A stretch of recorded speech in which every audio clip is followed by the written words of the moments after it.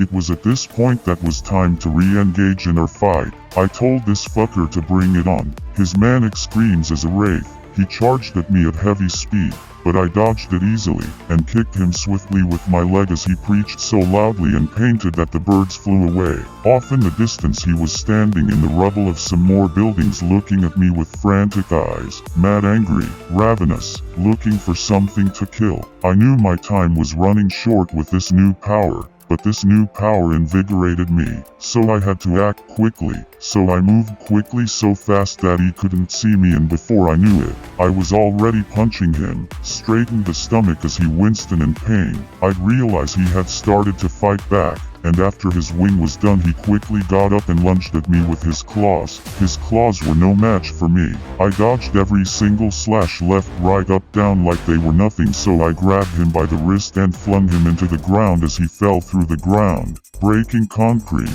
breaking gravel, breaking dirt. I created a hole where I frowned him so hard there was steam coming from where I threw him. I was hoping he would never get up, but within a second flash, I almost missed it. Nearly getting me straight in the shoulder was an intense spire of the corruption, like a tentacle flashing out of nowhere, but when I finally noticed it, I destroyed it with one blast from my hand. Charging wet, felt like molten energy in my hand to destroy something, and it was instantly gone. As I said out loud, I didn't know I could do that. What is the great power of Stellax in people? I could barely believe what I was seeing in this great power, and without a moment, notice the preacher hit me again, but I caught it, catching him off guard. He said this in a crackling voice. You have great power, the power of someone who shouldn't even be alive anymore. This transformation shouldn't even be able to be accessed in this world, but yet you have access to it. How is this possible? This shouldn't be possible. I puppet over him and I said to the preacher, I'm sorry,